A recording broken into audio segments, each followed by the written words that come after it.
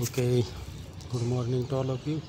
So today, our last lecture of this my syllabus. So here we have seen the 7 families, and this is the family number 8.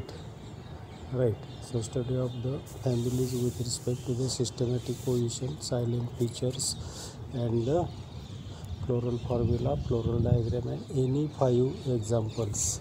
Right. So you have to remember the botanical names of plants from the each family. Minimum 5 examples are there, their common names and the uses. So here you are observing today's family Amaryllidaceae, family number 8 actually. This number is changed.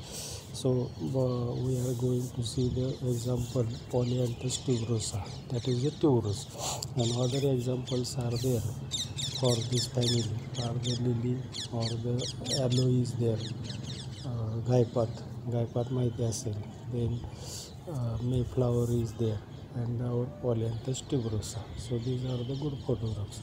So systematic position of this family is the division phanerogams, that is flowering plants, subdivision angiosperm, ovids enclosed in ovary, class monocotyledons. Other 7 examples are from the dicotyledon. So only this is the one family having the from monocotyledon for our syllabus. So it shows the parallel venation, seeds with one cotyledon.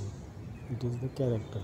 Then series epigyne. So perianth is present in 2 holes, 3+3, and ovary is the inferior. Generally epigyne means flower is epigynous, so ovary inferior. And family these characters. So plants rhizomatous, underground perennial stem, and the flowers born in the leafless cape or the spike type.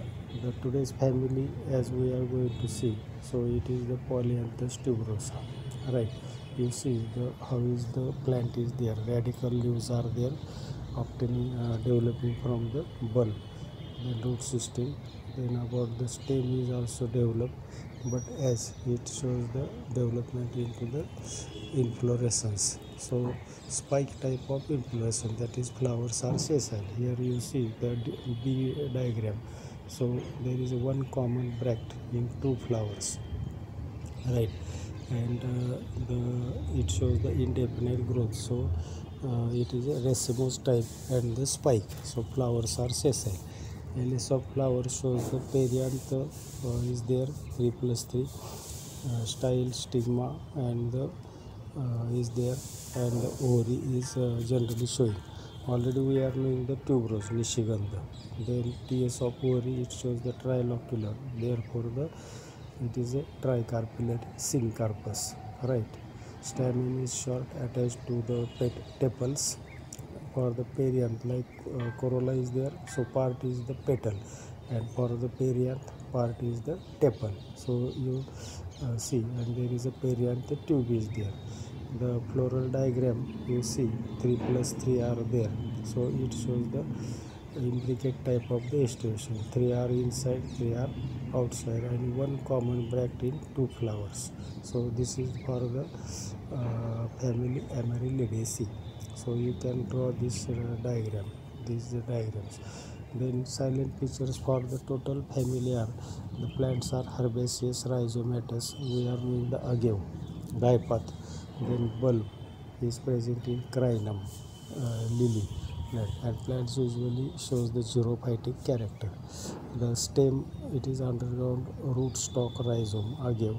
Then crinum, bulb, and corm is present in the Polyanthus tuberosa. Right.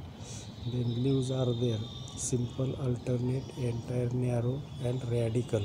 Radical means arising from the underground stem. Then colline, that is arising from the aerial stem, and distichous with parallel venation. In agave, leaves are thick, fleshy with waxy coating and the rosette. We are knowing about the agave, that is gaipath. Inflorescence is the main part, so it shows there is having the flowers are the born on the distinct leafless scape with their umbellate sign.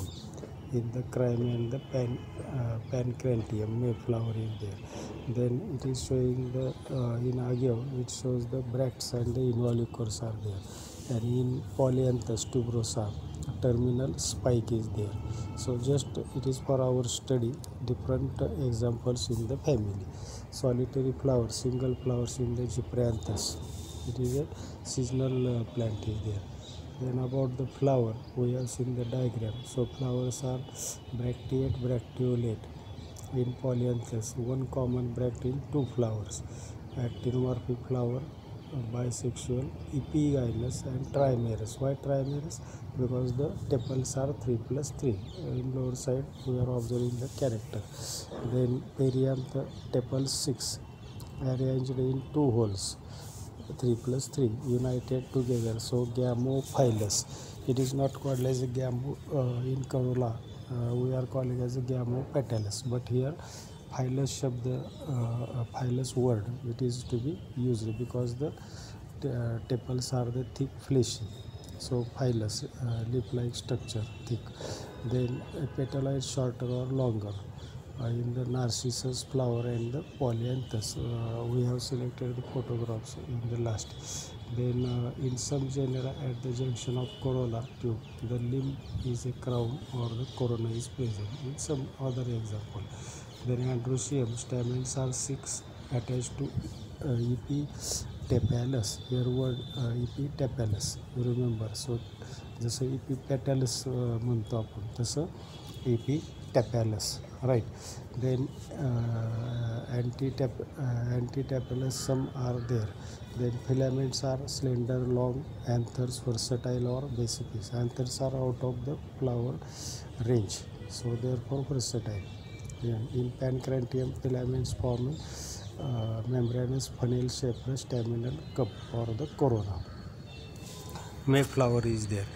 Then gynoecium, carpels 3, syncarpus, ovary, trilocular, inferior, placentation, axile, right? And the style slender, stigma trifid, and the fruit in some are there, so it is capsule or the berry type. And how to write the floral formula? So you see floral formula: bracteate, actinomorphic, then bisexual, hermaphrodite, right? And P for perianth 3 plus 3.